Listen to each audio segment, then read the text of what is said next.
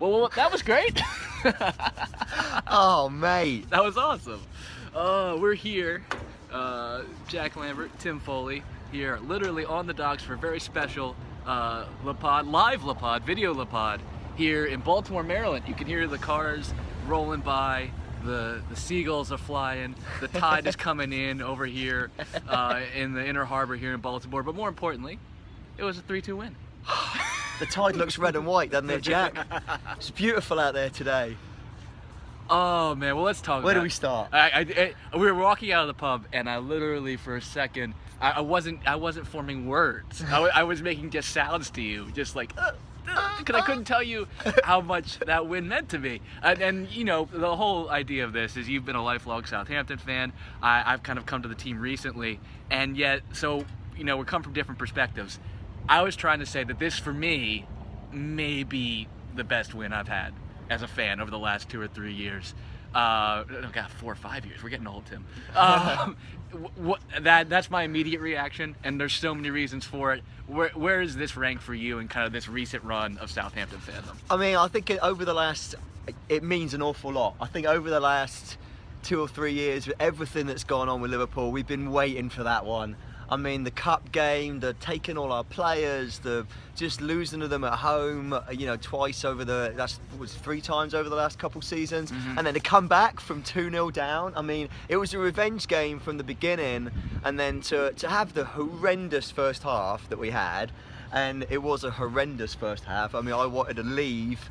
I was screaming Classy's name. I wanted the Dutch Savi, and to have a first half like that, so demoralising, and just think, you know, here we go again. But then to show that resolve and to turn it round, turn them over 3-2 at home. I remember beating Liverpool at home was some of my favourite memories back when I was growing up, because they were one of the big teams to beat when I was growing up, and we did pretty well against them, particularly at St Mary's. And so oh mate, it means an awful lot today. Jack, by the way, didn't get up through the entire game. He held on like he was on a roller coaster on the bar, and didn't get up once, whereas I was a little more animated and jumping around. Well, and then I'm sure, you know, our white knuckle ride. Our American viewers probably have this have gotten used to this experience, but for maybe English viewers or listeners to the podcast who don't understand kind of what watching in a pub in America is like, when you play against the big teams, and if you're a Southampton fan, you go to the game.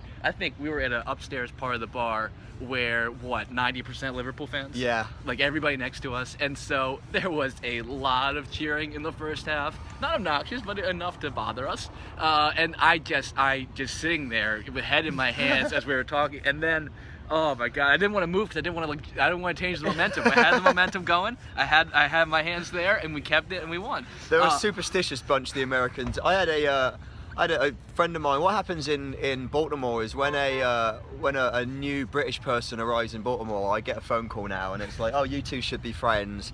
And then we have this weird sort of courting period where we try to figure it out. But somebody had sold it to this new guy that I ran a Southampton fan club in Baltimore. So when this chap James got in touch, he said, "Oh, I want to hear about your fan club. How many people are in it?" Oh, well, it's just me and Jack, actually. We occasionally go down to Sladshire and watch a game. So you're looking at the entire Southampton fan club and listening to us right now. So yeah, we're always a little bit in the minority. So I do make sure when we do get to be loud, then we are very loud. And so what are your thoughts on the game? Like, let's dissect it a little bit for a couple of minutes. Let's do it. It's a game of two halves, right? It's a classic football thing. What, you take us through the first half, Jack? What did you think? Game of two halves. You know, I think watching the first half was it really was the midfield. The two things we saw were that Romeu and Classy just didn't know where to position each other. That Romeu found himself trailing. I thought Classy had possibly the worst 45 minutes he's had in a Saints shirt.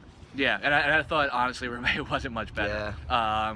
And I think the other part was Liverpool had a great game plan, which was they waited until the ball got to Pella or Tadic, and because our offense runs through those two guys kind of as hold-up players, and so as soon as either of them got the ball, our runners push forward, and they try to take it off their foot and then go the other way. Mm-hmm. If you look at the first goal, it's so fast on the break. Yeah, it comes off of Pella when he was trying to feed Martina. Martina making, God knows why, a run into the middle of the field. and the ball, and Coutinho just ends up with it on the left wing. And you God, you were shouting in the bar that left side with Yeah. Tadic and Martino was just killing us. Yeah, and then that's where the second goal came from as well. And you know, we can argue a little bit that there was a penalty shout in the beginning, but then I think it was just a pretty dreadful. I think we got the tactics wrong. I would have liked to have seen Wanyama really at the beginning of the game. Anyway, let's forget all about that. So crap first half. Well, here's what I was going to say. We're going to talk even more about this second half, where this win ranks and all that kind of stuff. But we're going to kind of go more in depth on LePod, the audio podcast. So visit the website, Stale Saints Shots. If you're watching the video, you can come listen to the rest of the audio if we do the podcast here live from Baltimore, Maryland. But Tim, what a win. What a win. We'll wrap up the video with that, and we're going to continue on the podcast now. And 3-2 against the Scousers at St Mary's. Get a call, you Saints!